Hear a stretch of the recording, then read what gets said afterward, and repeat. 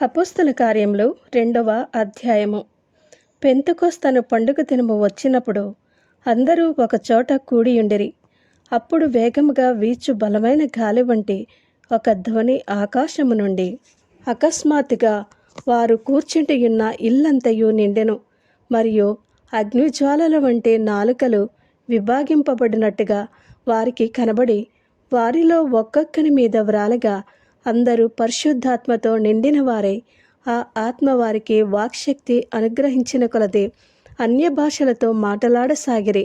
ఆ కాలమున ఆకాశం క్రింద నుండి ప్రతి జనములో నుండి వచ్చిన భక్తిగల యూదులు యెరూషలేములో కాపురముండిరి. ఈ శబ్దము కలిగగా జనులు గుంపులుగా కూడివచ్చి ప్రతి మనుష్యుడు తన తన స్వభాష వారు మాట్లాడుట విని కలవరపడిరి. అంతటా అందరూ విభ్రాంతి నుండి ఆశ్చర్యపడి, ఇదిగో మాటలాడుచున్న వీరందరూ గలిలీయులు కారా? మనలో ప్రతివాడు తాను పుట్టిన దేశపు భాషతో వీరు మాటలాడుట మనము వినుచున్నామే. ఇదేమి?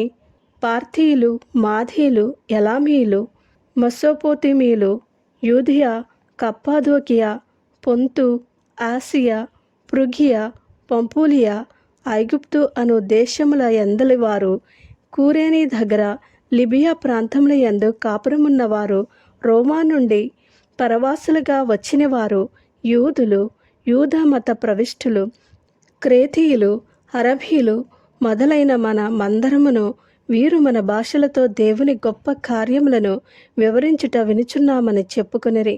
అందరూ విభ్రాంతి నుండి ఎటూ తోచక ఇదేమగునో అని ఒకనితో ఒకడు చెప్పుకొనిరి.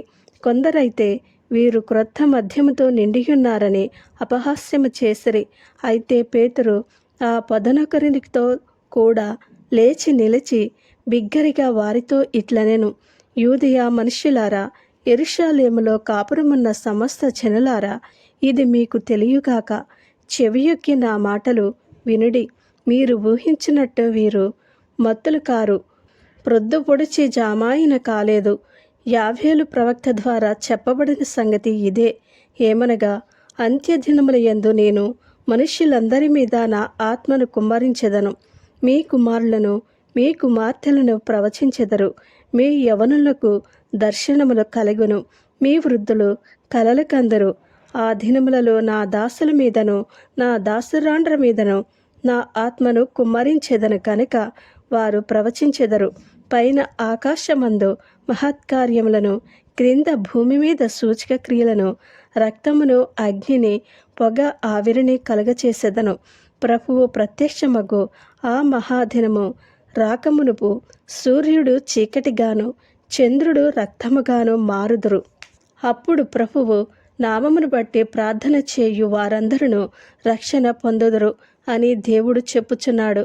ఇశ్రాయేలు వారులారా, ఈ మాటలు వినుడి. దేవుడు నజరేయుడగు యేసు చేత అద్భుతములను, మహత్కార్యములను, సూచక క్రియలను మీ మధ్యను చేయించి ఆయనను తన వలన మెప్పు పొందిన వానిగా మీకు కనబరచెను. ఇది మీరే ఎరుగుదురు. దేవుడు నిశ్చయించిన సంకల్పమును, ఆయన భవిష్యత్ జ్ఞానమును అనుసరించి అప్పగింపబడిన ఈయనను మీరు దుష్టుల చేత సిలువ వేయించి చంపితిరి. మరణము ఆయనను బంధించియుంచుట అసాధ్యము గనుక దేవుడు మరణవేదనలు తొలగించి ఆయనను లేపెను. ఆయనను గూర్చి దావీదు ఇట్లనెను, నేనెల్లప్పుడు నా ఎదుట ప్రభువును చూచుచుంటిని. ఆయన నా కుడిపార్శ్వముననున్నాడు కనుక నేను కదల్చబడను.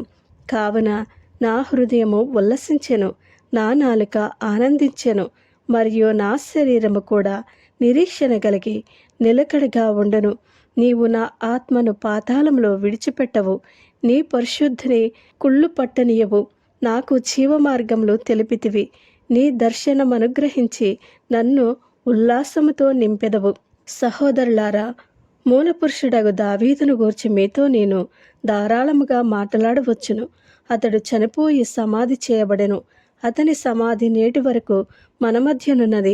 అతడు ప్రవక్త ఉండెను గనుక అతని గర్భఫలంలో నుండి అతని సింహాసనము మీద ఒకని కూర్చుండబెట్టుదును అని దేవుడు తనతో ప్రమాణపూర్వకముగా ఒట్టు పెట్టుకున్న సంగతి అతడెరిగి క్రీస్తు పాతాళములో విడువబడలేదనియు ఆయన శరీరము కుళ్ళిపోలేదనియు దావీదు ముందుగా తెలుసుకుని ఆయన పునరుద్ధానమును గురించి చెప్పెను.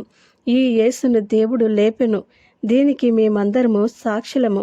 కాగా ఆయన దేవుని కుడిపార్శ్వమునకు హెచ్చింపబడి పరిశుద్ధాత్మను కూర్చిన వాగ్దానమును తండ్రి వలన పొంది మీరు చూచుచూ వినుచూనున్న దీనిని కుమ్మరించియున్నాడు.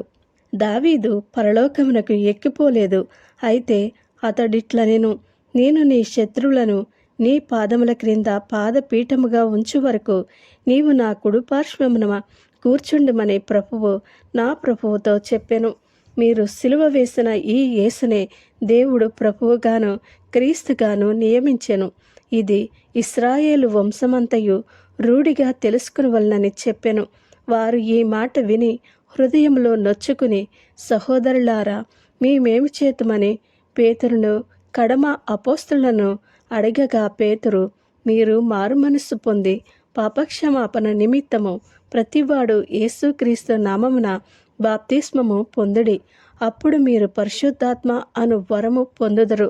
ఈ వాగ్దానము మీకును మీ పిల్లలకును దూరస్తులందరికీ, అనగా ప్రభువైన మన దేవుడు తన యొద్దకు పిలిచిన వారికందరికీ చెందునని వారితో చెప్పెను.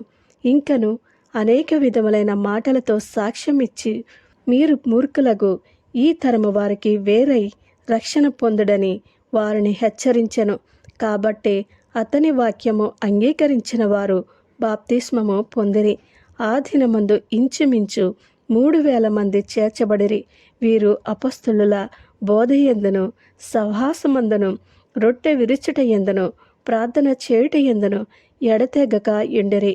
అప్పుడు ప్రతివానికి భయం కలిగెను, మరియు అనేక మహత్కార్యములను సూచక క్రియలను అపొస్తలుల ద్వారా జరిగెను. విశ్వసించిన వారందరూ ఏకముగా కూడి తమకు కలిగినదంతయు సమిష్టిగా ఉంచుకొనిరి. ఇదియోగాక వారు తమ చరాస్థిరాస్తులను అమ్మి అందరికిని వారి వారి అక్కరల కొలది పంచిపెట్టిరి. మరియు వారేకమనస్కులై ప్రతిదినము దేవాలయములో తప్పక కూడుకొనుచు, ఇంటింట రొట్టె విరుచుచు, దేవుని స్తుతించుచు, ప్రజలందరి వలన దయ పొందిన వారే ఆనందముతోనూ నిష్కపటమైన హృదయముతోనూ ఆహారము పుచ్చుకొనుచుండిరి. మరియు ప్రభువు రక్షణ పొందుచున్న వారిని అనుదినము వారితో చేర్చుచుండెను. ఆమెన్.